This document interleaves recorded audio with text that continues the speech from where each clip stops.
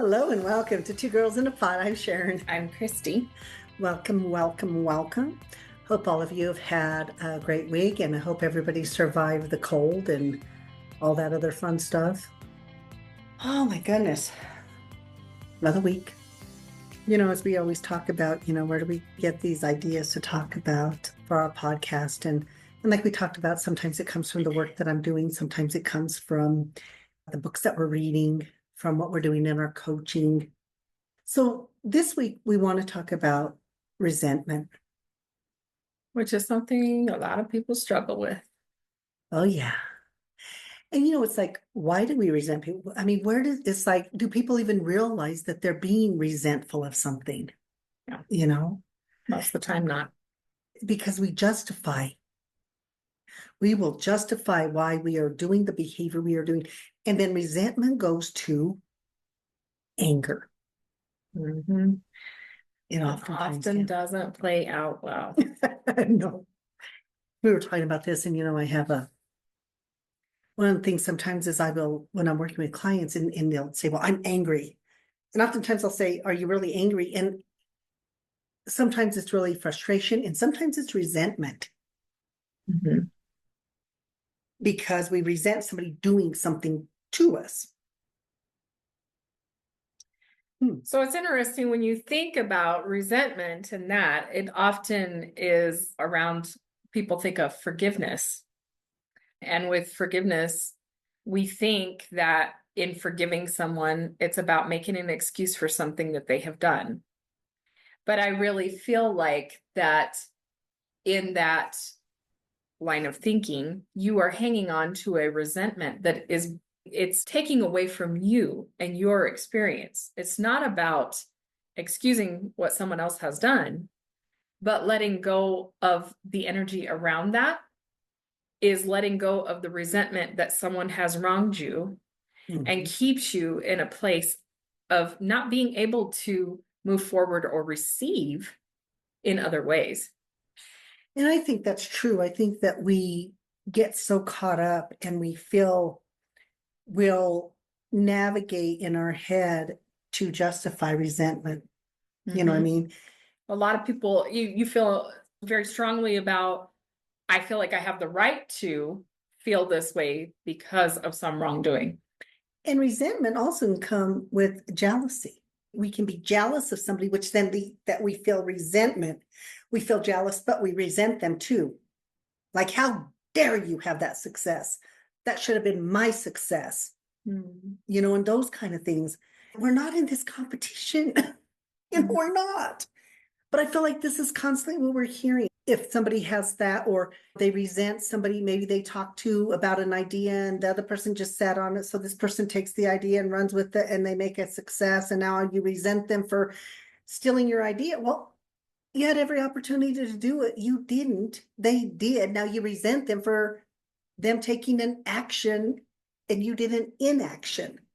But instead of sitting there saying, oh, man, that sucked because I should have taken that was a good idea and I just didn't do it. Mm-hmm. But no, I'd rather resent somebody for their success. We played that victim mode. Exactly. I think that if by hanging on to that resentment, we feel, we reinforce that thing of our victimization in the situation, but thereby doing ourselves a disservice because we are not able to fulfill the things that we need to do because we're hanging on to that. It keeps us from moving forward. It does. It's a very, very strong emotion. And we don't realize, if I'm so busy resenting somebody else, I'm not doing me. And I'm also keeping a very negative energy around me. And that negative energy is keeping me from excelling, those kind of things. Mm-hmm. When you're in victim mode, you are not powerful. It's so funny because resentment can be little tiny things. Road rage is one of them. Mm-hmm. Yeah. Road rage. You're resenting the person. You're angry with them and resenting them for getting in front of you.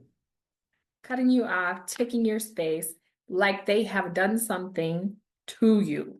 That was my park space. Now Yeah. you resent them for taking your park space. Whenever your park space, we created in our head, oh, that's open, that's mine. And then you're all pissed off and you're resenting them for what being faster than you. It's just crazy. Mhm. But I often work with road rage with my clients. One of my clients very, very angry. I've had several. And if they had handled differently, could have really been in a lot of trouble. One, this was a parking lot one, and the guy took his spot, so he was already resentful of the fact that he had taken his spot.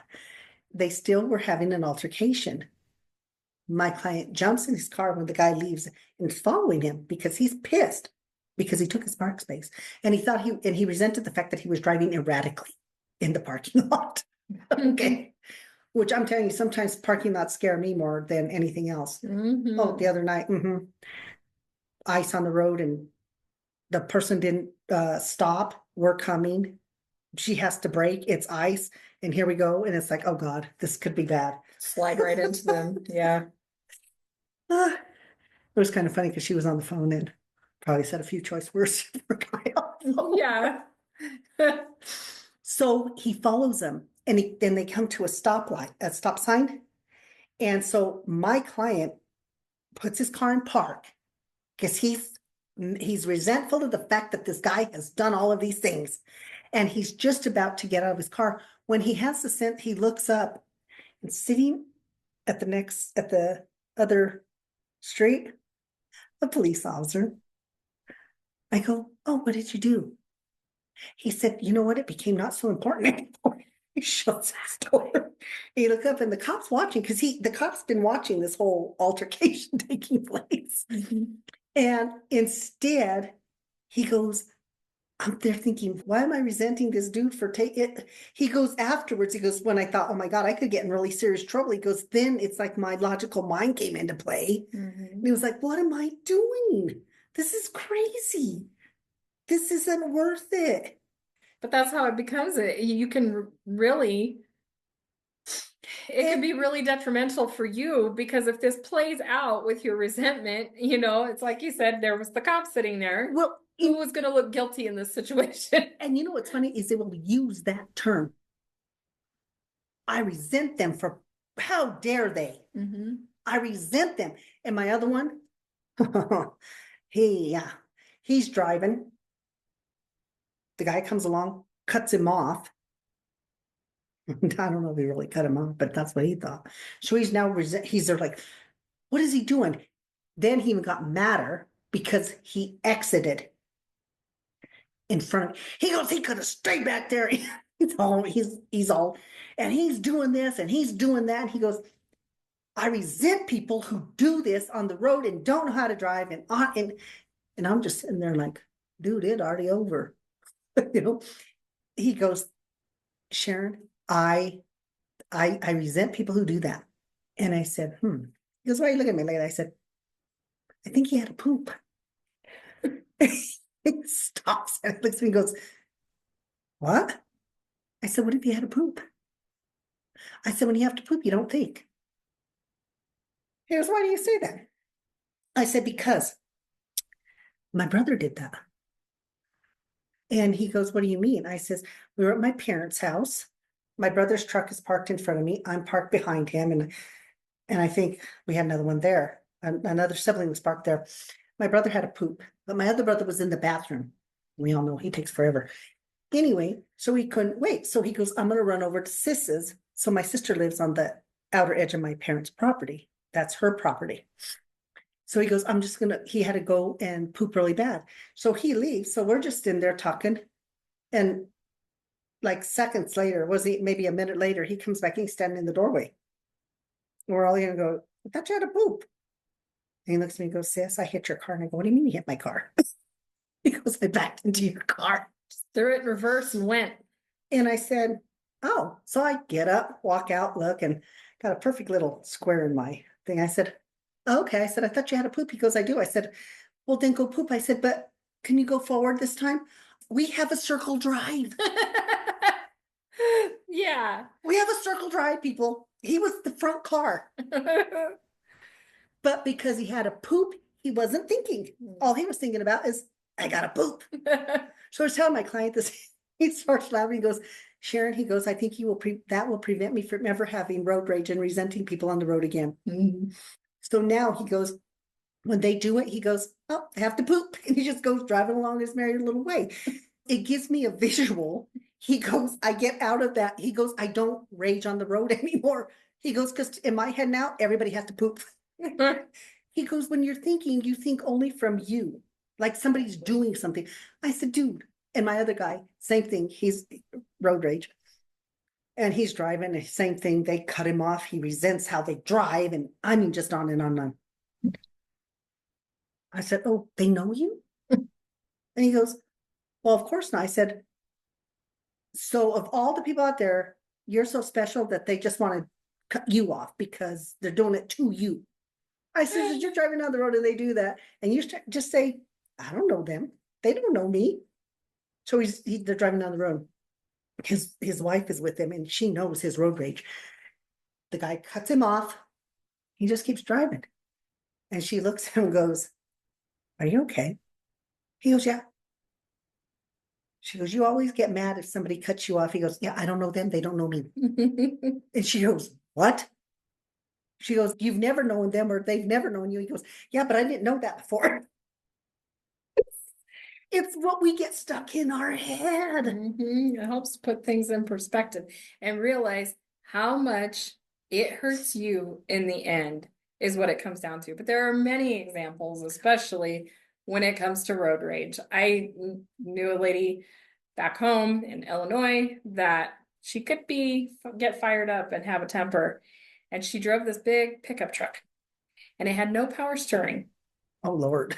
And she got in a situation, she's trying to back this pickup up and can't hardly get it turned the way she needs to. There's a vehicle behind her and the guy is laying on the horn and just getting belligerent, yelling. This woman loses her cool, jumps out of the pickup, runs back there, starts beating this guy's car to pieces and says, why don't you get up there and try to turn this pickup and I'll sit back here and blow your horn. Well, had she been in the presence of a police officer, who do you think would have been in trouble in this situation? And it just goes to show you those kinds of things. People can get so emotional in an instant and just do irrational things. How many of you resent when people honk their horn? You're at the stoplight.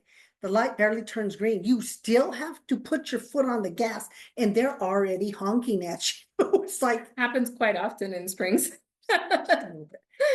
Those things are things we can correct very quickly. Right. But when it's other things, it's subconscious. And, you hear us talk a lot about the subconscious. And the reason why is because resentment lives there. Yes. Even the people having the resentment for the road rage, the resentment sits here.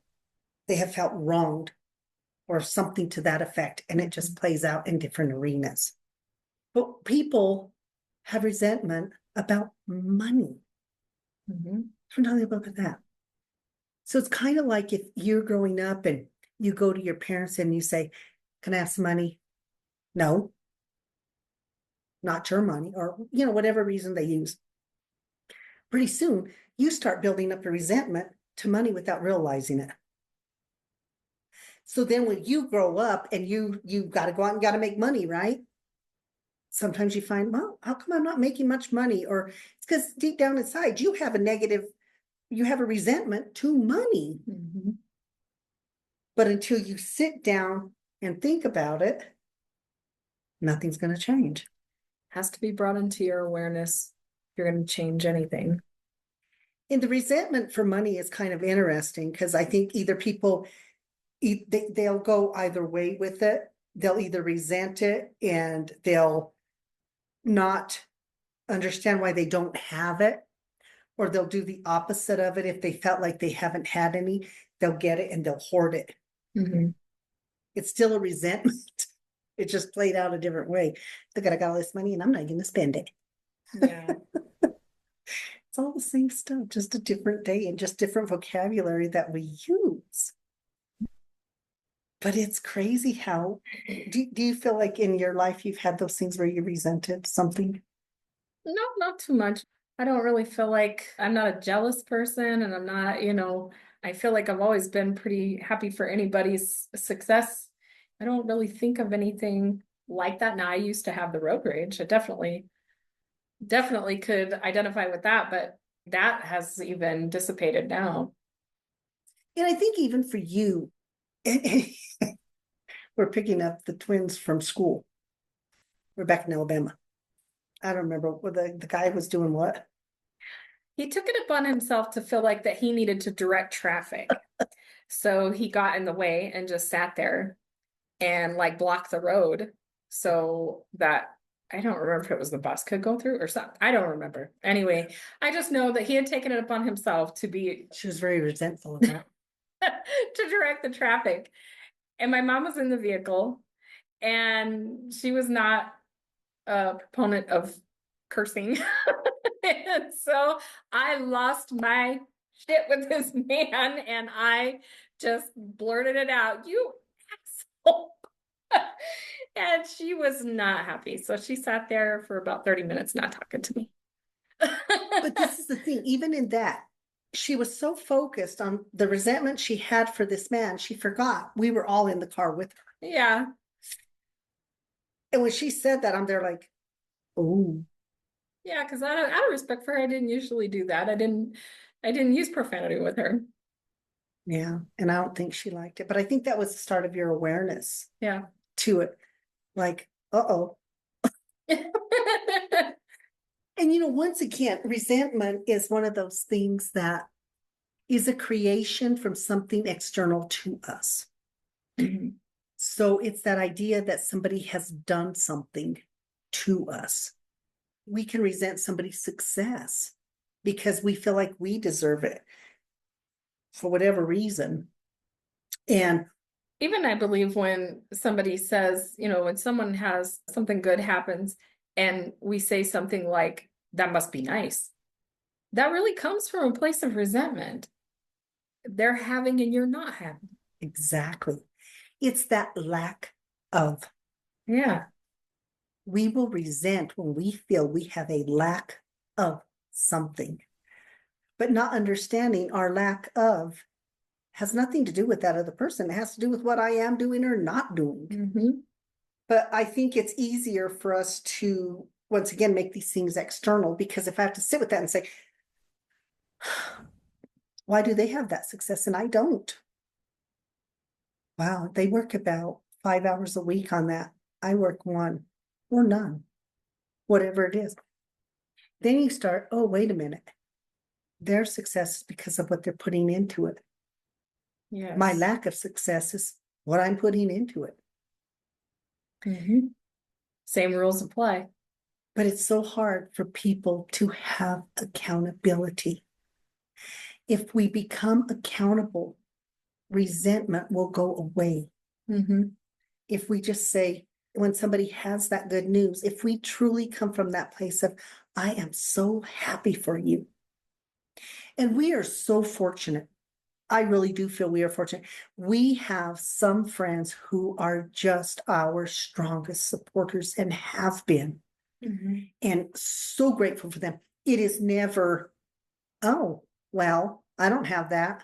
And that's the other thing you'll hear. Well, I can't do that. Oh, I want to go on a vacation. Oh, well, that must be nice. I can't afford that. And you can hear that little bit of resentment in there. And in all of you out there, when people are talking to you, you feel that. You feel the resentment. Mm-hmm. Because resentment is how jealousy is played out. Okay. Yeah. So if I'm jealous, it plays out in resentment. Okay. So if I'm jealous of somebody, what I will do is do resentful things, say and do. Mm-hmm. Make those remarks that are resentful. Yeah. And I mean, and we'll talk about it. Even if somebody says something, there's a feeling, I think, that is invoked in it. Mm-hmm. Definitely. I had just seen an article about the gut is your second brain, and it really is. And you will feel that in that gut place first. And everything feels different. Do you know what I mean? So if I'm feeling somebody is resentful of me, that's going to feel different than if somebody is angry with me. If you pay attention, and this is why we talk about it is so important for you to have that introspection. It is so important for you to slow things down and pay attention. Become the observer of your moods. What is it you're thinking? And asking yourself, where is this coming from? Slowing things down to that level and asking those questions is so beneficial. When you do that through meditation and mindfulness, seriously, if you can learn to meditate or be mindful, then everything, when it slows down, then have more of a quiet conversation, so to speak. But you're not having the conversation with your brain. You're more paying attention to your body. Yeah. How would you describe the difference for you? Or do you notice that difference? Well, yeah, even like I was saying this morning, that the first thing I woke up with was not a thought. Yeah. It was just a feeling, and I had it in the gut. And we can have those often. You know what I mean? And sometimes do you find that maybe it's even something you've been dreaming? Yeah, it could be. Sometimes it is something left over from that, I think, and you maybe don't identify it until later, because sometimes we don't even remember our dreams until later on. And then we're like, oh, maybe that's why I woke up feeling that way. There was something off in the dream. Or And sometimes I think even in that, that might be a way to get us more into an awareness. You know, when you wake up with a feeling and you're there like, how can I have a feeling? I've only been awake 3 seconds, you know?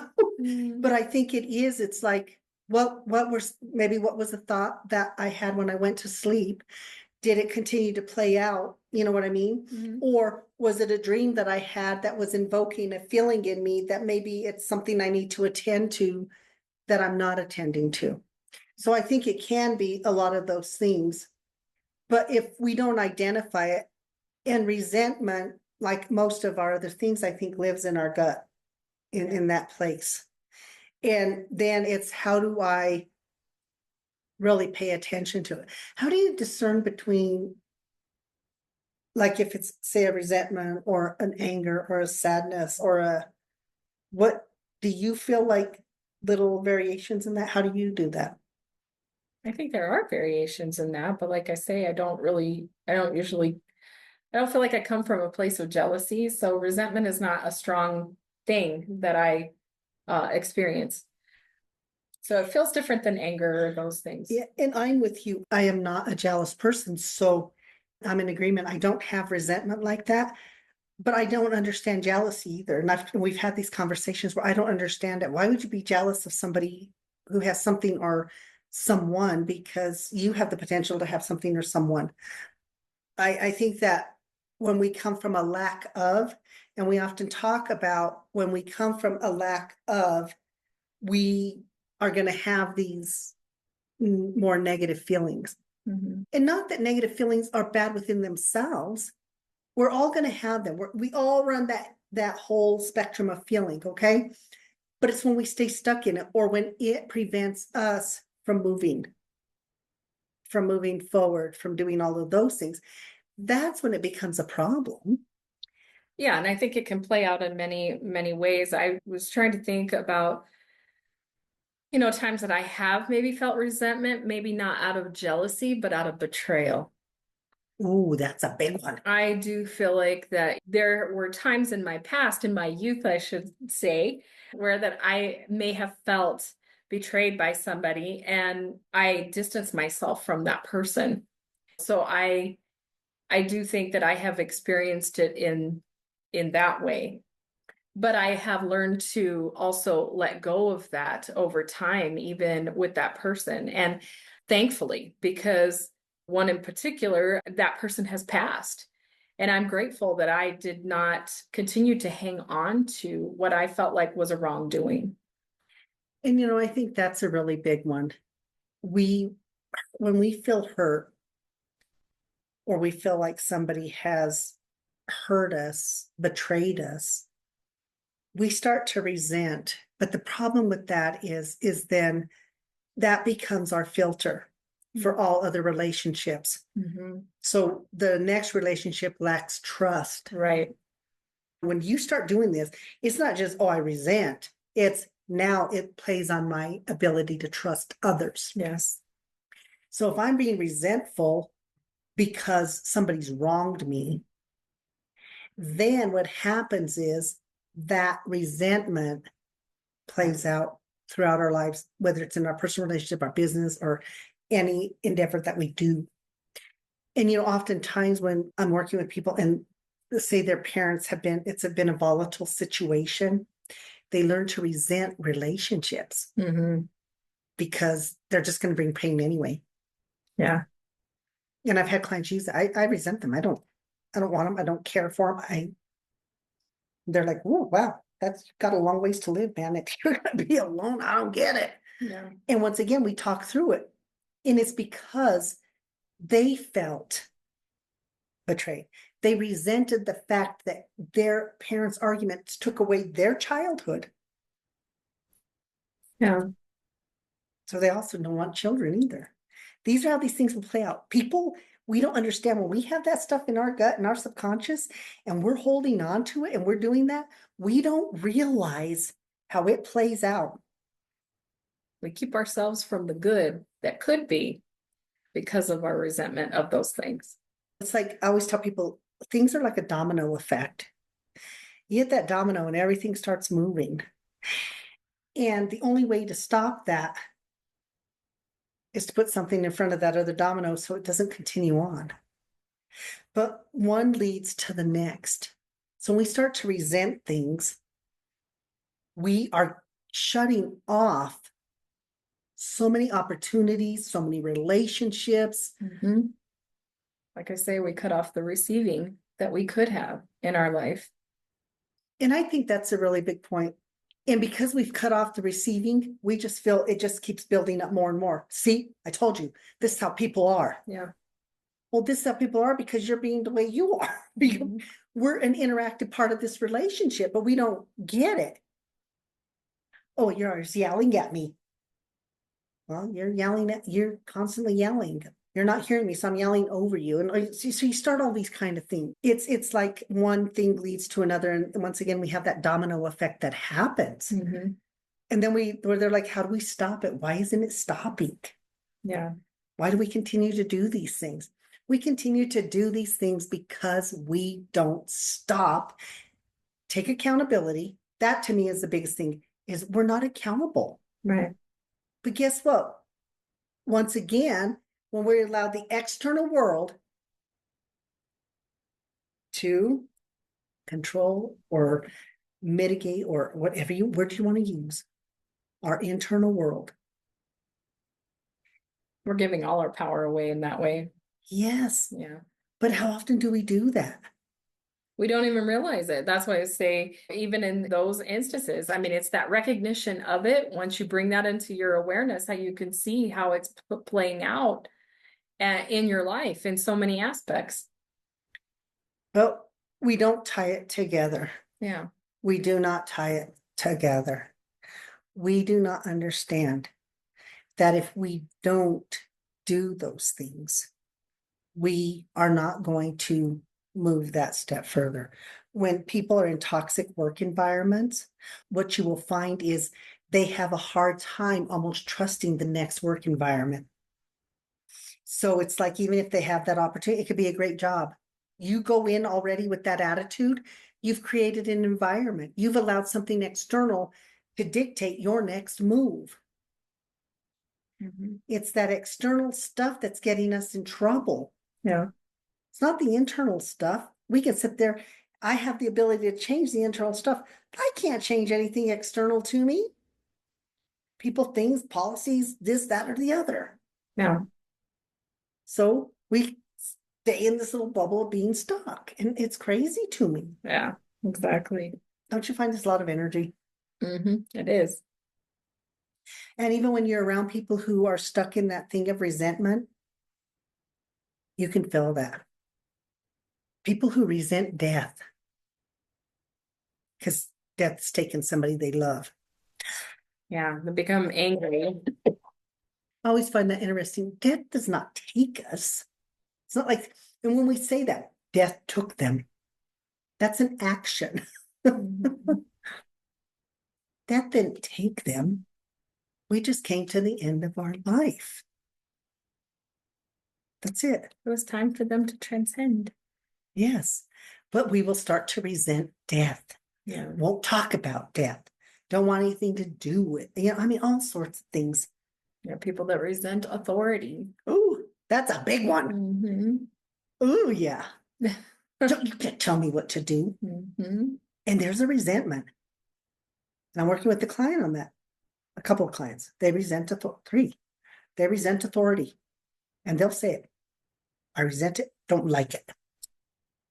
Where does that come from? And they can tell me this, and this. And I said, so everybody in a place of authority is these 4 people or one person or no, I don't know, but I don't like them. I resent that they think they can tell me what to do. Well, sweetie, if they're your superior, they can, or you go find another job, or you don't break the rules, don't break the laws. Those are the things. But once again, when I talked to this particular one, it's because he resented his dad's authority because the dad's authority was mean. And so the way he perceived authority became everybody's an asshole. Mm-hmm. That's what he said. I resent authority because they're all assholes. I said, everybody? I said, where did that start? I said, who was the first one? And he goes, my dad. Mm-hmm.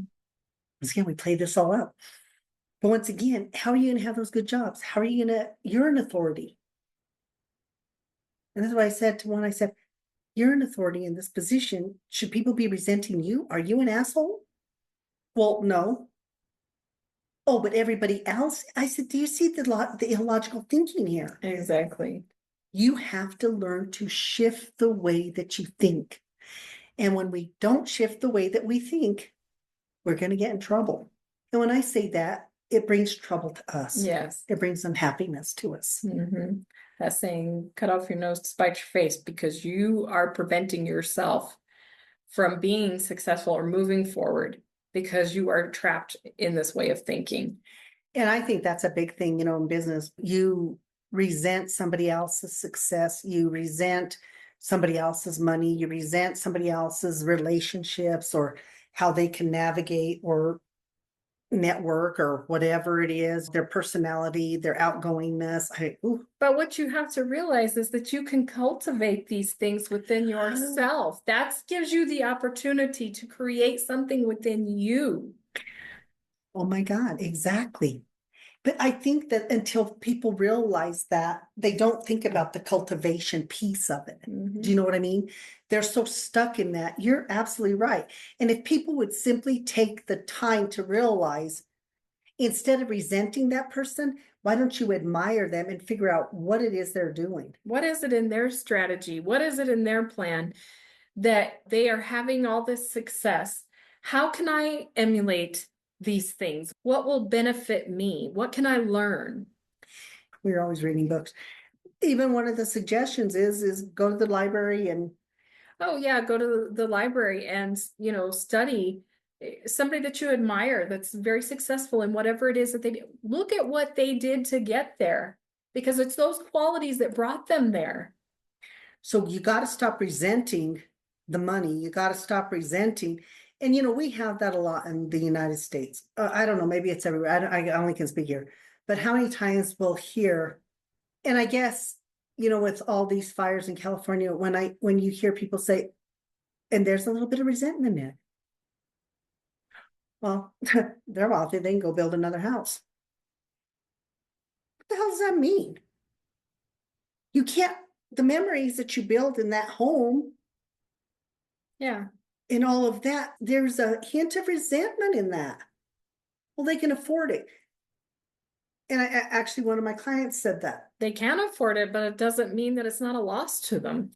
One of my clients, we were talking about that. He kind of made, because we spew the rhetoric that we hear. Once again, that external dialogue. We take that external dialogue and we make it ours, and then we spew it out, and we don't even realize what that means and how it's being interpreted. And when I had that conversation with him, I said, well, your house is worth a lot of money. He goes, yeah. I said, so if it burns down, it's okay because you have enough money to build another one. He goes, well, no. He goes, this is where my dogs are, and we did all this. And I said, exactly. Our home is our sanctuary. Their sanctuary burned down. And sanctuary feels the same for all of us. Mm-hmm. But a house is, a home. It's not just a house. We create in it. Yeah. But there is resentment in that. And you hear that often when people are talking about people with money or with healthy relationships. Mm-hmm. They want to find a kink in that relationship. It can't be that good. Things like that. Instead, once again, like you said, go emulate those things that you see in those people. Yeah. To have those things that you want so you can get past the resentment. Because and once again, like you said, you have got to let it go. Yeah. Got to quit holding on to that crap.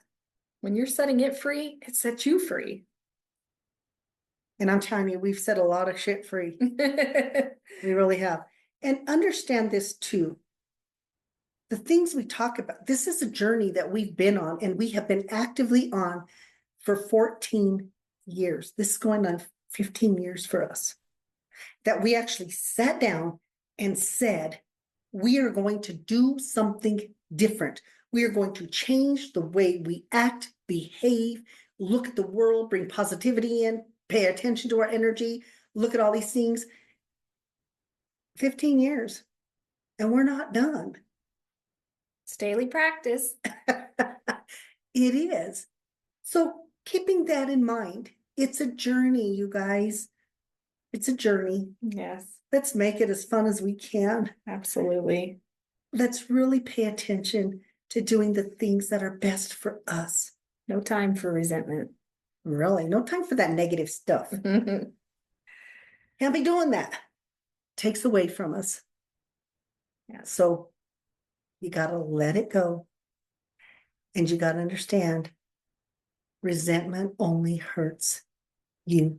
Mm. Other people sometimes don't even know what's happening because it's not their version, I guess. Yeah. So walk away from it. And as always, well, moving forward, living your best life.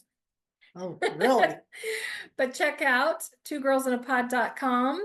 If you've heard something that you like on the episode, we always encourage you to comment, love having the conversation, the engagement on there. So if you subscribe to the website, you will receive an email whenever we have a new episode on.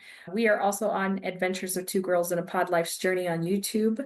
We would love for you to subscribe, and also on social media, Instagram and Facebook. And I think today, I'm actually going to do a sip and savor. I keep saying that, but I thought, do I do something that's more cold or do I do something that's more fun? But I think I'm going to do maybe a chocolate martini. Mm. Who doesn't love chocolate? Or martinis. So check us out on Sip and Save. So that's on Adventures of Two Girls in a Pod. On YouTube. On YouTube. Also, we appreciate all of you. We love the engagement. We appreciate the likes, the engagement, the follow, the subscribe, whatever that all is. We really appreciate it, and we appreciate you, and we thank you so much. And we will be back next week with something else. And once again, if there's a topic you want us to cover that we have not covered, or you just think you want to hear something more about around mindset, because we are mindset coaches and things like that, or about being successful or relationships or things to that effect, send us a message. Yep, you can do that through the website. The email address is podcast.twogirlsinapod@hotmail.com. Reach out to us on social media if you'd like. We'd love to hear from you. Yeah, we'd appreciate it. Thank you all. You guys have a great week. Bye. Bye.